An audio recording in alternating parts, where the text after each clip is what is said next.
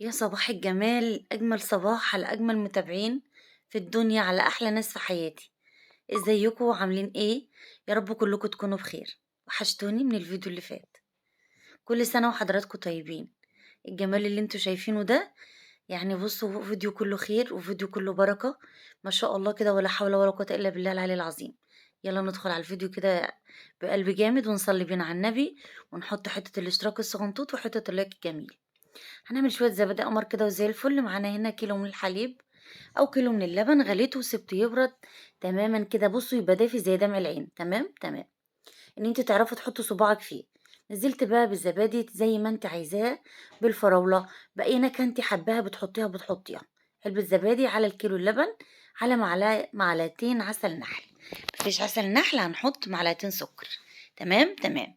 ضربتهم ضربتين حلوين كده محترمين، ولاد ناس زي ما حضراتكم شفتوا. ورحت جايباهم كده في البرام ده، ومغطياهم ولفاهم بفوطة، وحطاهم كده ايه في مكان دافي ضلفة المطبخ. طب تعالوا بقى نشوف الحاجة القمر اللي احنا جبناها. بقول لكم كده ان انا جبت من السوق شوية حاجات ما شاء الله. الطماطم الكيلو ونص ب10 جنيه، والبطاطس الكيلو ونص ب10 جنيه، والسمك اللي هو بصوا احنا بنقول عليه البلاميطة ما شاء الله كده ب80 جنيه. تمام. وجبت كمان البرام او الطاجن ده كده ما شاء الله ب80 جنيه بالغطا بتاعه. ربنا يوسع علينا وعلى الناس كلها يا رب العالمين. المهم ان انا سويت وجبت الحاجات اللي انا محتاجاها. وهنا ما شاء الله كده جبت السمك ونضفته زي ما حضراتكم شايفين، وهنقطعه التقطيعة تمام، بحيث ان السمكية تبقى متماسكة مع بعضها كده. تمام لحد هنا، تمام لحد هنا. تعالوا بقى نعمل اجمل خلطة في الدنيا واجمل تتبيلة للسمك. جبت معايا شوية شبت على شوية كزبرة، وعليهم كده قرنين 3 فلفل، وعليهم جزرتين، وعليهم شوية توم محترمين، وعليهم كده حوالي معلقتين خل كبار، وشوية كمون بقى، وشوية كزبرة، وشوية ملح صغنطتين. تمام تمام. نظبط الملح بتاعنا، وكمان شوية ايه كزبرة وشوية كمون. ضربنا ده كله مع بعضه في الكبة زي ما حضراتكم شايفين. وبعد ما خرجناه كده من الكبة، رحت نازلة عليه بعصرة ليمونة حلوة كده، عشان طبعا تضيع لنا ريحة الزفارة من السمك، وكمان ما شاء الله كده تديله طعم كده ومزازة. بصي بقى الفتحات اللي هي ما بين السمكية كده وبعضها، بحاول ان انا احشيها زي ما حضراتكم شايفين كده بالظبط. ويستحب بقى كده لو تبلناها من بالليل وسبناها نايمة في التتبيلة القمر. انا عملته كده وحشيته وتبلته وسبته حوالي ساعتين. مش عايزة اقول لكم على الطعم، والله العظيم 3 كان طعمه خرافي ما شاء الله. المهم ان انا حشيت السمك وسبت نص التتبيلة. هنشوف هنعمل ايه بيه ايه مع بعض دلوقتي. جبنا كمية طماطم كده حلوة محترمة بنت ناس من السوق طبعا زي ما انتوا شفتوا. غسلتها في ام واتنين وتلاتة ونضفتها، وبنضفها كده من اي قشرة مش كويسة فيها، علشان خاطر نعمل فيها ايه، هنصلصها كده ونعملها مع بعض دلوقتي. تمام تمام. طبعا كده خلاص الساعتين عدوا، مش عارفة عملت كام شغلانة واليوم خلص. فالمهم بقى ان احنا عايزين نعمل السمك بتاعنا يبقى عايم كده في قلب الصلصة بتاعته. انا بحب اعمله بالطريقه اللي حماتي بتعمل، طريقه قمر وطريقه حلوه، عايزاكي تجربيها. جبت معايا كده بصلتين، قطعتهم كده شرايح زي ما انتوا شايفين، دعكتهم بشويه ملح. تمام تمام. وغسلتهم كده من الملح وصفيتهم، وجبت الطاسه الحلوه القمر دي اللي زي الفل. طبعا اي زيت بقى بيبقى عندك من مطرح قلية السمك، اي زيت طبعا يعني كده فاهميني. بنجيبه بقى نعمل بيه البصل اللي هو بتاع السمك ده.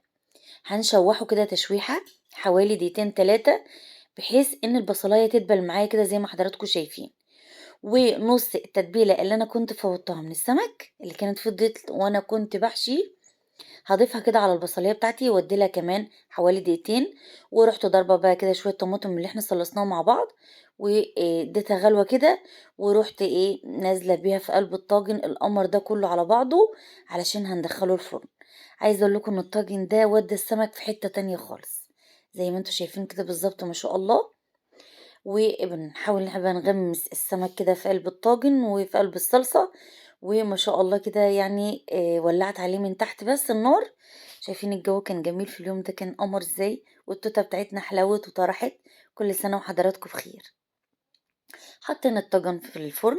تمام تمام. وانت مغطيه عادي مفيش اي مشاكل. وهنا بقى الطماطم بتاعتي كانت بردت بعد ما سويتها. قلت بقى اضربها كده ونجهزها علشان خاطر العيد، وكل سنة وحضراتكم طيبين. وضربتها وصفيتها وبسيبها كده على الرف في التلاجة. عايزة تكيسيها وتعينيها في أكياس كده وتحطيها في درج الفريزر، مفيش مشاكل. المهم ان احنا نبقى بيوتنا كلنا عمرانة كده في العيد بالخير يا رب العالمين. وبص يا رب ما تحوج حد لحد ابدا يا رب، اوعي تحتاجي حاجة من اي حد، ودايما كل حاجة تبقى عندك في تلاجتك كده. عملت شوية رز ابيض كده زي ما انتوا شفتوا، وهنعمل بقى شوية العصير القمر، صبعين موز على حبيتين جوافة على شوية لبن على شوية سكر. بصوا بقى بيبقى خيال، وهم، حاجة فظيعة، الله على الجمال. والله العظيم 3 يا ولاد حكاية. هنصفيهم طبعا علشان البذر بتاع الجوافة. وخلاص على كده، والعصير بتاعنا خلص.